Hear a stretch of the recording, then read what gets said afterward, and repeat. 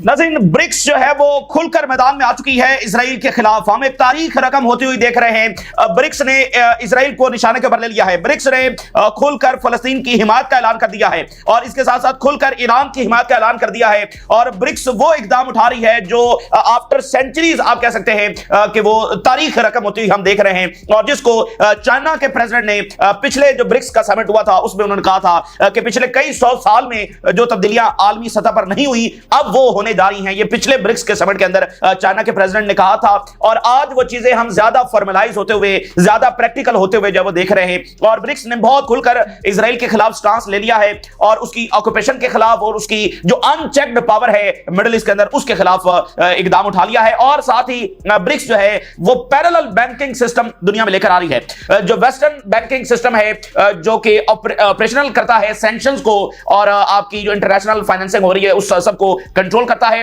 तो इसके जवाब के अंदर ब्रिक्स ने अपना पैरेलल बैंकिंग सिस्टम लाने का ऐलान कर दिया है। उसकी तरफ इकदाम जो है वो बढ़ा दिए हैं बहुत सारे। अब वो प्रैक्टिकल इकदाम जो पिछले कई महीनों में और उससे पहले कई सालों में ब्रिक्स के हवाले से ये होता रहा कि ये होगा आने वाले वक्तों के अंदर, आज इस समिट के अंदर वो प्रैक्टिकल इकदाम होते हुए जब हम देख रहे हैं। और ये जो दुनिया में तेजी के साथ तब्दीली आ रही है उसका बरह रास्त ताल्लुक यूक्रेन की जंग के साथ है और गजा में जो जारियत हो रही है। और अब ईरान के ऊपर जो हमला हुआ है, सिर्फ 12 दिन का वो इवेंट जो है उसने दुनिया में बहुत सारी चीजों को बदल के रख दिया है। तो ये जो वाकयात हैं ये उस चीज को कैटलिस्ट का काम कर रहे हैं, उन दुनिया में आती हुई तब्दीलियों को तेज कर रहे हैं जो शायद आने वाली दहाइयों के अंदर वकूफ पजीर होती। लेकिन इस बदमाशी ने और इस अनचेक्ड पावर ने और इस एरोगेंस ने और इस ब्रुटैलिटी ने कि कोई इनको पूछने वाला नहीं है, इसने दुनिया की अकवाम को हिला के रख दिया है। और अब वो हाथ में हाथ मिला रही हैं, जिनके ऊपर सैंक्शंस लगी हैं, जिनके ऊपर जंगें छिड़ी हैं, वो सब जो है वो इस वक्त खड़े हो गए हैं और इस सिस्टम से लड़ने के लिए। तो ये पूरी इंसानियत की जो निजात है उसकी जो जंग है वो आगे बढ़ रही है। इसी दरमियान यमन जो है वो बाकायदा जहाजों को गर्क करना जो है वो शुरू हो गया है। बाकायदा जो बहरी जहाज हैं वो गर्क हो रहे हैं। और इसी दरमियान जो ईरान के हमले हुए हैं उसके नतीजे में बहुत सारी जो इनकी साइंटिफिक रिसर्च लेबोरेटरीज हैं उसके ऊपर काम तेजी के साथ बंद हो गया है। तो इससे इसराइल की जो टेक्नोलॉजी है उसके ऊपर जो प्रोग्रेस है उसको शदीद तरीन धचका लगा है। जंग रुकने के बावजूद जो असरात हैं वो बहरहाल जारी है और ईरान को जबरदस्त वेलकम जो है वो दिया गया है ब्राजील के अंदर। तमाम तफसीलात आपके सामने रखेंगे। नाज़रीन, इस वक्त ब्रिक्स का जो इजलास है वो ब्राजील के अंदर जारी है और पिछला जो इजलास हुआ था बड़ा हिस्टोरिक था। और यानी कि ब्रिक्स की अहमियत क्यों है? नाज़रीन, जब सोवियत यूनियन था तो एक तरफ वेस्टर्न वर्ल्ड थी, एक तरफ सोवियत यूनियन था, तो दुनिया में बहरहाल एक मुतबादिल पावर मौजूद थी। तो जहां भी वेस्ट ने हमला किया, जहां पर भी प्रेशर डाला, जहां पर भी इकदाम उठाया, तो उसको दूसरी तरफ से सपोर्ट हासिल रही है। लेकिन दुनिया के अंदर जो बहुत बड़ी तब्दीली आई, जिसके बाद ये किताब भी लिखी गई the end of the history, कि सोवियत यूनियन कोलैप्स हो गया तो मुतबादल में कोई पावर नहीं बची। यानी वेस्ट आपके ऊपर हमला हो जाएगा तो आपको कोई बचाने के लिए नहीं आएगा, चाहे वो सद्दाम हुसैन हो, चाहे वो मुअम्मर कज़ाफी हो। अब आप देखें कितना बड़ा ये फिनोमेना था कि जब सद्दाम हुसैन भी गए, मुअम्मर कज़ाफी भी गए, बशार अल असद बच गए। हालांकि बशार असद को कोई 48 घंटों का टाइम दिया गया था कि बोरिया बिस्तरा गोल कर निकल जाए, ठीक है, और रशिया आया तो रशिया ने उसको बचा लिया। तो बात करने का मकसद यह है कि ये इंसानी तारीख का, मॉडर्न हिस्ट्री का ये सबसे बड़ा फिनोमेना था। और उसके बाद आप देखिए कि यानी कि फलस्तीन में जो कुछ हुआ और पूरे मिडिल ईस्ट में जो कुछ हुआ, इसी को पिछले दिनों जेडी वैंस ने कहा कि हमारी जो अनक्वेश्चनेबल जो एम्पायर है, हमारी जो अनक्वेश्चनेबल पावर है, वो इरा जो है वो अब इख्तिताम पजीर हो रहा है। यानी अब हर चीज जो वो अनक्वेश्चनेबल नहीं होगी बल्कि जो है ना दूसरी ताकतें दुनिया में इमर्ज कर रही हैं। तो सोवियत यूनियन का कोलैप्स हमारी मॉडर्न हिस्ट्री का, खासकर इस्लामिक दुनिया के लिए बहुत आप कह लें कि एक ऐसा इकदाम साबित हुआ, क्योंकि इस्लामी दुनिया सबसे ज्यादा ज़ेर ताब है, सबसे ज्यादा यही जो है वो वेस्ट के निशाने के ऊपर है, इजराइल के निशाने के ऊपर है। तो अब देखें कि अफगानिस्तान के ऊपर सोवियत यूनियन ने हमला किया और इस्लामी दुनिया सोवियत यूनियन के खिलाफ लड़ी और वो कोलैप्स हुआ, ठीक है। लेकिन उसके बावजूद नुकसान उल्टा इस्लामी दुनिया ही को हुआ सोवियत यूनियन के कोलैप्स करने से, क्योंकि फिर आपके पास दूसरा ऑप्शन नहीं बचा। आज वो दूसरा ऑप्शन जो है वो ब्रिक्स की सूरत में, यानी चाइना जो है वो ब्रिक्स को आगे बढ़ा रहा है। तो ब्रिक्स की सूरत में दुनिया के पास, मशरिक के पास, ग्लोबल साउथ के पास, अफ्रीका के पास जो दूसरा ऑप्शन आया है, ये सारी चीजों को बदलने जा रहा है, ठीक है। तो पिछला जो समिट हुआ था वो बड़ा हिस्टोरिक था, उसमें प्रेसिडेंट शी शरीक हुए, रशिया के अंदर ये हुआ, ठीक है ना, बड़ा हिस्टोरिक ये समिट था। अब ये ब्राजील के अंदर हो रहा है जिसमें चाइना के फॉरेन मिनिस्टर शरीक हैं, ईरान के फॉरेन मिनिस्टर शरीक हैं, प्यूटन और प्रेसिडेंट जो शी हैं वो शिरकत नहीं कर रहे ड्यू टू डिफरेंट रीजंस। लेकिन ये एक प्रैक्टिकल साबित हो रहा है। और ब्रिक्स जो है वो ज्यादा खुलकर इसराइल के खिलाफ मैदान के अंदर आया। जो स्टेटमेंट जारी हुई है मैं आपके सामने रखने जा रहा हूं, यानी ये सब कुछ बदलने जा रहा है।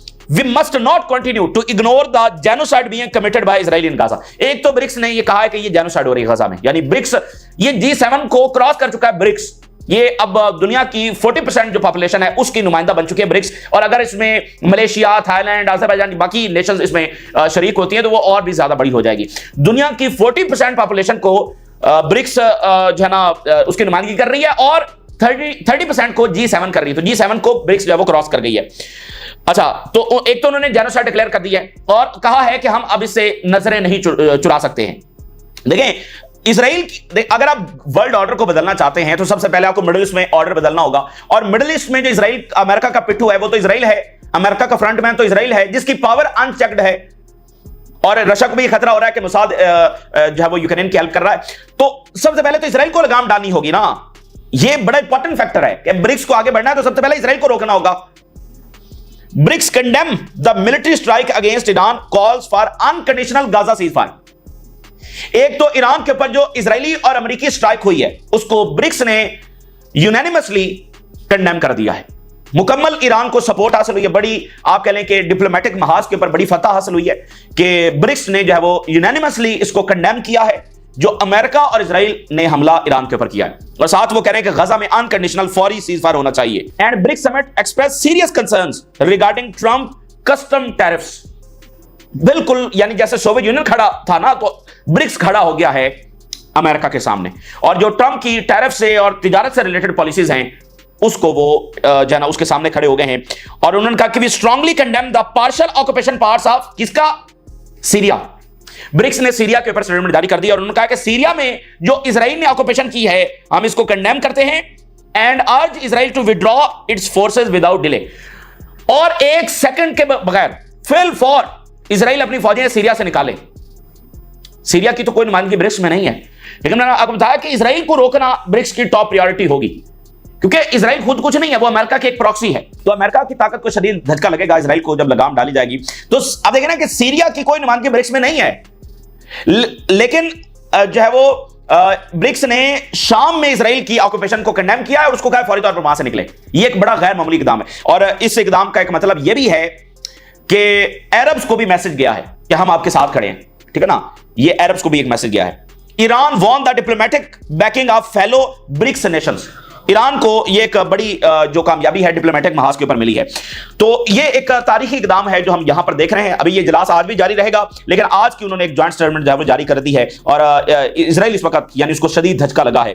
अच्छा, दूसरी बात यह है कि अनवर इब्राहिम जो मलेशिया के प्राइम मिनिस्टर हैं, जो इटली में थे, फिर फ्रांस में थे, और अब वो ब्राजील में हैं, उन्होंने जो स्पीच की है वो बड़ी हिस्टोरिक है, क्योंकि हम वो दुनिया देख रहे हैं जो पुरानी दुनिया खत्म हो रही है, नई दुनिया इमर्ज कर रही है, और मशरिक की कौमें निजात हासिल कर रही हैं। अगर आप हिस्ट्री से वाकिफ हैं तो फिर आप इन लम्हात को समझ सकेंगे कि दुनिया रीशेप हो रही है, और मशरिक की कौमें जो हैं और अफ्रीका की, ग्लोबल साउथ की, वो निजात हासिल कर रही हैं उस कॉलोनियल ऑर्डर से। बेशक अंग्रेज आज बरह रास्त हुकूमत नहीं कर रहे हैं, लेकिन फिर भी वो हुकूमत कर रहे हैं। फाइनेंशियल सिस्टम उनका है, टेक्नोलॉजी उनकी है। तो आप कोई आजाद फॉरेन पॉलिसी नहीं बना सकते। आप मिसाइल बनाते हैं तो वो कहते नहीं ये तुम मिसाइल क्यों बना रहे हो, ठीक है ना। आप न्यूक्लियर बनाते हो तो कहते नहीं तुम न्यूक्लियर क्यों बना रहे हो। तो वो चाहते हैं कि बस उनके जो है कदमों के अंदर बैठा जाए। तो मशरिक की कौमें जो है वो निजात हासिल कर रही है। अनवर इब्राहिम ने बड़ी तारीखी स्पीच की है, उसके कुछ हेडलाइंस मैं आपके सामने रख रहा हूं। उन्होंने कहा कि it's a historic turning point in the unfinished struggle for post colonial justice. यानी जो कॉलोनियल दौर है जो खत्म होता है वर्ल्ड वॉर 2 के बाद डायरेक्टली, यानी जैसे बड़े सगीर से अंग्रेज है वो निकल गए, लेकिन उनका ऑर्डर तो उसी तरह से कायम है। तो ये पोस्ट जो कॉलोनियल ऑर्डर है, इसमें भी कॉलोनियल एक इंपीरियलिज्म एक नई फॉर्म के अंदर मौजूद है। तो वो कह रहे हैं कि उसके लिए जो स्ट्रगल थी वो, उसमें हम बहुत बड़ा टर्निंग पॉइंट आज देख रहे हैं। ब्रिक्स जो इकदाम आज उठा रहा है, this is no longer about theory और प्रोटेस्ट। जो हम इस वक्त करने जा रहे हैं ये महज अब एक थ्योरी नहीं है, ये सिर्फ बातें नहीं है, या ये सिर्फ एक स्टेटमेंट नहीं है जिसमें हम अपना प्रोटेस्ट रिकॉर्ड करवा रहे हैं। It's about implementation. अब यह है कि हम उसको इंप्लीमेंट करने जा रहे हैं। इसको वो historic turning point of the history कह रहे हैं। Trade, currency, sovereignty and technological parity, एक एक लफ्ज अपने अंदर एक तारीख समोए हुए है। ट्रेड में भी अब हमारी सोवरेनिटी होगी, ट्रेड भी हम अपनी टर्म्स के ऊपर करेंगे। करेंसी अपनी लेकर आएंगे, उसमें ट्रेड होगी। सोवरेनिटी यानी कंट्री की जो सोवरेनिटी है, और टेक्नोलॉजिकल पैरिटी, ये नहीं कि उनकी टेक्नोलॉजिकल बर्तरी है, अब उसमें भी हम जब वो आगे बढ़ेंगे। तो ये अब सिर्फ स्टेटमेंट्स नहीं है, बल्कि अब हम बकायदा वो टर्निंग पॉइंट देख रहे हैं, वो तारीख रकम होती हुई देख रहे हैं कि अब ये प्रैक्टिकल चीजें हो रही हैं। द इरा, वो अहद of waiting for permission from Washington and Brussels is over. Historic speech हुई है। मलेशिया के प्राइम मिनिस्टर कह रहे हैं कि वो दौर जिसमें वॉशिंगटन या ब्रसल से पहले फोन करके इजाजत लेना पड़ती थी, वो अब खत्म हो चुका है। ब्रसल्स यूरोपीय यूनियन का जो हेडक्वार्टर है, तो ब्रसल्स और वाशिंगटन से इजाजत लेने का दौर गुजर गया है। और इजराइल के जो सारे इकदाम हैं वो अमेरिकी यूनिपोलर वर्ल्ड के ऊपर खड़े हुए हैं, ठीक है ना। यानी अमेरिका ने इजराइल को यह पावर दी हुई है ना, जो वो इस्तेमाल कर रहा है। और इसीलिए नेतन्याहू जो है वो सोवियत यूनियन के खिलाफ ये लॉबिंग करता रहा है कि सोवियत यूनियन को तो डिवाइड करना चाहिए, इसको कोलैप्स करना चाहिए, इसको तोड़ देना चाहिए। ये वो क्यों कर रहा था? और उसके आपके सामने असरात हैं, क्योंकि फिर अमेरिका की जो पावर इजराइल को मिली उसके सामने कोई नहीं था। तो इसलिए वो कह रहे हैं कि अब वाशिंगटन और ब्रसल से परमिशन लेने का जो अहद है वो खत्म। तो इसका मतलब यह है कि वो इजराइल की जो पावर है वो भी खत्म। तो ये एक हिस्टोरिक बातें उन्होंने की हैं। 2-3 हेडलाइंस मैंने आपके सामने रखी है, लेकिन 8 मिनट की स्पीच थी और बड़ी तफसीली उन्होंने इसमें बातें की। आज भी ये इजलास जारी है। अगली इंपॉर्टेंट बात यह है कि ब्रिक्स जो है वो अपना बैंकिंग सिस्टम लेकर आ रही है। और स्विफ्ट जो बैंकिंग सिस्टम है, वेस्टर्न लेड और वेस्टर्न कंट्रोल, ये सैंक्शंस के जब सैंक्शंस लगती हैं तो वो इसी बैंकिंग सिस्टम के जरिए कंट्रोल करते हैं आपकी फाइनेंस को, आपकी ट्रांजैक्शंस को। जैसे आप एक कंट्री से दूसरे कंट्री पैसे भेजते हैं, जो ट्रांजैक्शंस होती हैं, इंटरनेशनल पेमेंट्स होती हैं, जो भी है वो सारा इस बैंकिंग सिस्टम के जरिए जो है वो कंट्रोल होता है। तो जब जैसे सीरिया है, बशार अल-असद है, उसको स्विफ्ट से जो है वो आउट किया हुआ था, जैसे रशिया है उसको स्विफ्ट से जो आउट किया हुआ है। तो अब वो कह रहे हैं कि इसके जवाब में हम पूरा अपना सिस्टम जो है वो लेकर आ रहे हैं। तो ये वो प्रैक्टिकल इकदाम हैं कि उनके सैंक्शन का हथियार बिल्कुल फारिग हो जाएगा, उनके प्रेशर का जो हथियार है वो बिल्कुल फारिग हो जाएगा, और धमकियों का हथियार फारिग हो जाएगा, हर चीज का हथियार फारिग। फिर यह है कि वो हमला करने के लिए जब आएंगे उसकी भी भरपूर तैयारी की जा रही है। जब वो हमला करने के लिए आएंगे तो उसकी भी भरपूर तैयारी की जा रही है। लेकिन उनका ये ऑर्डर प्रैक्टिकली खत्म हो रहा है, यानी वो इंफ्रास्ट्रक्चर बिल्ड किया जा रहा है जो न्यूट्रलाइज कर सकेगा वेस्टर्न पावर को। ये एनबीडी ये सिस्टम है जिसको वो लेकर आ रहे हैं। ये क्रॉस बॉर्डर सेटलमेंट हब बनेगा, direct straight to the point, sanction proof alternative to the SWIFT, sanction proof alternative to the SWIFT banking system. NBD जो है वो आल्सो लोन प्रोवाइड करेगा for mega infrastructure projects all across the BRICS sphere. देखिए ये भी एक hegemony होती है कि जब भी आपको मेगा प्रोजेक्ट करना होता है तीसरी दुनिया के ममालिक को, वो कहां जाते हैं? वो लंदन जाते हैं, वो वाशिंगटन जाते हैं, और यानी कि वर्ल्ड बैंक भी उन्हीं का है, तो उनसे जाकर कर्जा मांगते हैं और इंफ्रास्ट्रक्चर वो बनाकर देते हैं जो भी उन्होंने बनाना होता है, मशीनरी उनकी होती है, सारा कुछ उनका होता है। आज अगर आप इंफ्रास्ट्रक्चर बना रहे हैं, आज अफ्रीका अगर इंफ्रास्ट्रक्चर बना रहा है तो वो वाशिंगटन और लंदन नहीं जा रहा है, ये ऑलरेडी एक फिनोमेना हो रहा है। आज वो बीजिंग जा रहा है, आज वो मॉस्को जा रहा है, ठीक है ना। ये एक ऑलरेडी तब्दीली आ रही है। तो अब ब्रिक्स ये कह रहा है कि उनका जो बैंक है, जो वर्ल्ड बैंक के मुकाबले में आ रहा है, वो तमाम जो ब्रिक्स के ममालिक हैं उनको कर्जा देगा ताकि मेगा जो इंफ्रास्ट्रक्चर है वो भी बिल्ड किया जा सके। तो ये बहरहाल हम एक नई दुनिया देख रहे हैं, और ये बहुत, यानी जब ये इकदाम उठा लिए जाएंगे और जब ये इंप्लीमेंटेशन आगे मजीद बढ़ेगी तो आप देखेंगे कि दुनिया में कितनी बड़ी तब्दीली आएगी। और मैं आपको कह रहा हूं कि एक एक फर्द की जिंदगी इसके साथ जुड़ी हुई है। सिंपल बात यह है कि इसके साथ इकोनॉमी जुड़ी है और इंडिपेंडेंट फॉरेन पॉलिसी जुड़ी है। तो ये दोनों चीजें जो है वो हम सबकी जिंदगियों को मुतासर करती हैं। आपको एक मुल्क जो है वो स्कॉलरशिप ऑफर करता है, आपके बच्चे वहां पर पढ़ने जाते हैं, वो कोई डॉक्टर बनता है, कोई इंजीनियर बनता है, कोई साइंसदान बनता है, कोई बिजनेसमैन बनता है, वो आकर कितने लोगों की जिंदगी बदलता है। तो ये जो फॉरेन पॉलिसी होती है, ये जो इकोनॉमी होती है, ये एक एक फर्द की जिंदगी के साथ जुड़ी होती है, ठीक है। तो इसलिए ये जो इकदाम हैं ये पूरे मशरिक की निजात का सबब बनेंगे। ईरान के फॉरेन मिनिस्टर वहां पर पहुंचे, बड़ा जबरदस्त उनका इस्तकबाल किया गया और बड़ी चपेट पड़ी है इजराइल और अमेरिका को, क्योंकि इसी गवर्नमेंट को वो गिराने की कोशिश कर रहे थे। अब ईरान के प्रेसिडेंट आज़रबाईजान पहुंचे हैं, जबरदस्त इस्तकबाल। ईरान के फॉरेन मिनिस्टर ब्राजील पहुंचे हैं, जबरदस्त इस्तकबाल, ठीक है ना। तो वो शिकस्त हुई और सबको पता है कि इजराइल का मकसद क्या था। और ये जो मुलाकातें हो रही हैं इससे बिल्कुल वाज़ेह है कि ईरान अकेला नहीं होगा, ईरान पर दोबारा भी हमला होगा, ईरान अकेला नहीं है। देखिए वो कह रहे हैं कि हम पूरे ब्रिक्स के छोटे छोटे मुल्कों को खड़ा कर रहे हैं, उनको इंडिपेंडेंट बना रहे हैं, उनको इतना काबिल बना रहे हैं कि वो रेजिस्ट कर सके। तो वो ईरान को फॉल करने देंगे, जो उनका एक हब है, और ब्रिक्स की जो एनर्जी हब है वो ईरान बनेगा, तो वो ईरान को फॉल करने देंगे। तो ईरान के बगैर ये वर्ल्ड ऑर्डर आगे बढ़ ही नहीं सकता है। इसलिए ये यानी स्ट्रेटेजिक मिस्टेक इजराइल और अमेरिका से हुई है। ईरान के फॉरेन मिनिस्टर ये कह रहे हैं कि मैं ग्रेव कॉन्सिक्वेंसेस की इस वक्त वार्निंग दे रहा हूं, बड़े बुरे नतीजे आएंगे अगर इजराइल को अकाउंटेबल ना ठहराया गया। यानी अगर इजराइल इसी तरह से अपने बर्बरियत को जारी रखता है और उसको अकाउंटेबल नहीं ठहराया जाता, उसको लगाम नहीं डाली जाती, तो igniting wars in our region, पूरे मिडिल ईस्ट के अंदर जंगें छिड़ जाएंगी, पूरी रीजनल वॉर दोबारा से छिड़ जाएगी अगर इजराइल को लगाम ना डाली गई, इसको अकाउंटेबल ना ठहराया गया। ऐसा ही होता है ना, जब आप एक बुराई को नहीं रोकते हैं तो वो बुराई आगे से आगे बढ़ती चली जाती है। तो इजराइल को लगाम डालना बहुत जरूरी है। ये ईरान मैसेज दे रहा है मिडिल ईस्ट को, फिर सबको। और द गार्डियन ये छाप रहा है कि जो double standards and show of hypocrisy हुई है, जो ईरान के ऊपर हमला हुआ है, used to justify Israeli aggression will not be forgotten here और इन अदर कंट्रीज। जो ईरान की मुखालिफ ताकतें भी वेस्ट के अंदर बैठी हुई थी, यानी ईरान के लोग और जो एक फंडेड, तो ईरान की जो अपोजिशन करने वाली फ्रैक्शंस बैठी हुई थी वेस्ट में, उनको भी मुत्तहद कर दिया है। वो भी अब देख रहे हैं रियलिटी असल में क्या है।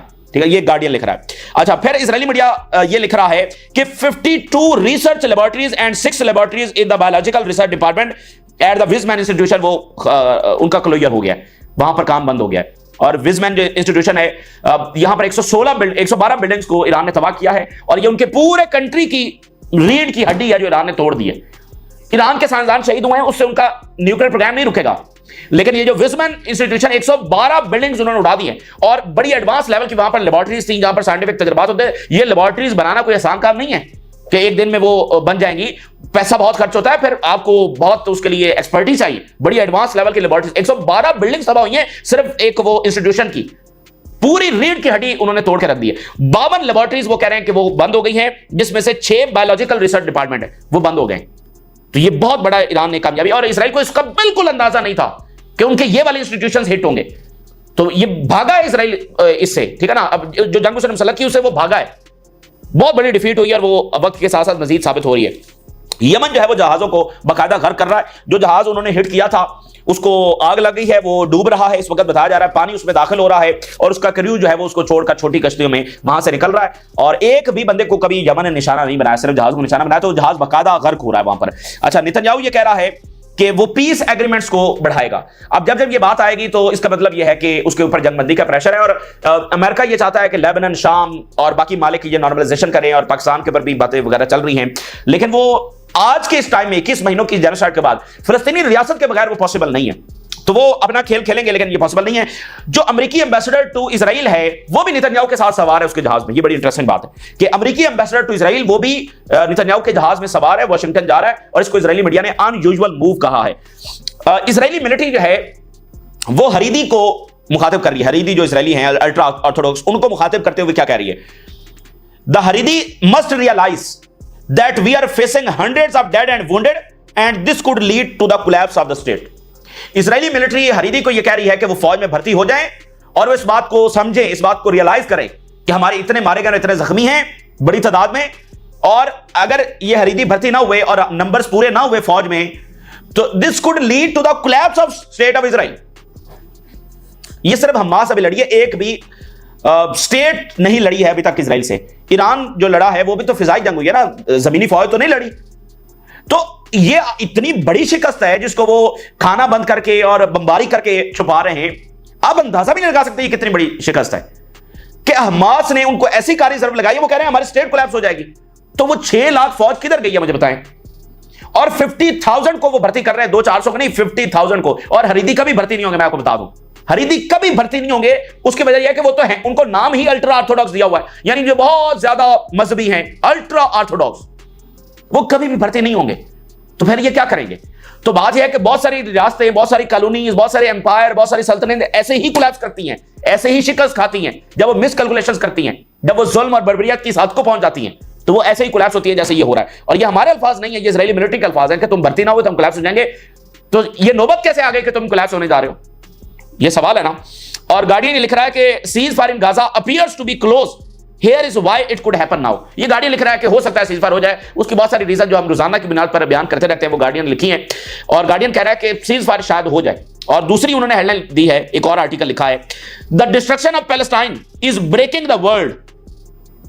फलस्तीन की जो डिस्ट्रक्शन है वो पूरे वर्ल्ड को कोलैप्स कर रही है, वर्ल्ड ऑर्डर को। The rules of the institution that define our lives bend like reeds when it comes to Israel. यानी जब इजराइल को आता है तो फिर सारे कानून बदल जाते हैं। So much that the whole global order is on the verge of collapse. The destruction of the world, the destruction of the Palestine is breaking the world, और होल ग्लोबल ऑर्डर जो है on the verge of collapse जाकर खड़ा हो गया। The guardian लिख रहा है। तो ये तो है रियलिटीज। अब इसमें है इजराइल और अमेरिका के मंसूबे, और जंग को बढ़ाने के मंसूबे, नई जंगों में सलत करने के मंसूबे, नॉर्मलाइजेशन के जरिए इजराइल को फातेह करने के मंसूबे। तो ये सारे अपनी जगह पर चलते रहेंगे, लेकिन वो अल्टीमेटली फेल होंगे। जो पिछला अब्राहम अकॉर्ड हुआ उसने भी इनको कुछ नहीं दिया। और इधर की जो रियासतें, देखिए, अगर आपने पीस कायम करना है तो इजराइल के सामने लेट कर पीस कायम नहीं होगा। इसराइल को आंखें दिखाकर पीस कायम होगा। आपकी भी कोई डेटरेंस होनी चाहिए। मतलब इनको अभी तक यह समझ नहीं आई कि इसराइल एक बेरहम ताकत है। अगर आप उसके सामने कोई शर्त नहीं रखेंगे, आपकी कोई डेटरेंस नहीं होगी, तो वो कभी आपके साथ पीस कायम नहीं करेगा। यही लेबनान स्टेट हिजबुल्लाह के ऊपर प्रेशर ना डालती और हिजबुल्लाह को जवाबी हमला करने देती पहले ही दिन जो इसराइल ने खिलाफवर्जी की, इसराइल कभी ये जुर्रत ना करता। अभी वो ईरान पर यही करना चाहता है, लेकिन उसकी जुर्रत नहीं हो रही। उसको पता है क्या, एक स्ट्राइक वो करेंगे तो 40 बैलिस्टिक मिसाइल आएंगे। तो सबसे इनकी बड़ी भूल यह है कि इनके पास अपनी कोई डेटरेंस नहीं है, ये मिडिल ईस्ट के मालिक के पास। और ये बस ये समझते हैं कि नॉर्मलाइजेशन कर लेंगे तो ये हो जाएगा, वो हो जाएगा। अमेरिका हमें गारंटी दे रहा है। अब मिडिल ईस्ट के ममालिक ने अभी तक गजा में जो कुछ हो रहा है अमेरिका को कंडेम नहीं किया है। ये क्या मिडिल ईस्ट की तारीख का एक डार्क पहलू नहीं है? इन ममालिक ने अमेरिका को कंडेम नहीं किया है। अगर मिडिल ईस्ट में किसी ने किया है तो वो सिर्फ ईरान है, उसके अलावा किसी मुल्क ने कंडेम नहीं किया है अमेरिका को। और ईरान पर जो हमला हुआ है उसको भी कंडेम नहीं किया गया है। तो बात यह है कि अमेरिका हमें गारंटी दे रहा है, तो इस एल्यूजन से ये निकल आए तो ये बेहतर है। पीस कायम करना है तो करें, आपको किसने रोका हुआ है? लेकिन इस तरह के वो फलस्तीन और लेबनान और यमन के ऊपर हमले कर रहा है, ईरान के ऊपर हमले कर रहा है, ऐसे पीस कायम होगा? आपको भी एक डेटरेंस दिखानी होगी, आपको भी आंखें दिखानी होगी, फिर नॉर्मलाइजेशन करें, बराबरी की सतह के ऊपर करें, जो भी करना है व्हाटसोएवर। फलस्तीनी वहां पर मरते रहे और तुम कहो कि हम पीस कायम कर लेंगे। ये प्रोजेक्ट फेल हो चुका है। 7 अक्टूबर को ये प्रोजेक्ट फेल हो गया था। दोबारा उस मॉडल को लाने की कोशिश करेंगे, वो नहीं चलेगा। तो ये इस वक्त की ताजा तरीन सूरत हाल है जो आपके साथ शेयर किया। आपने राज लगा करें, इजाजत दीजिए। अल्लाह हाफिज।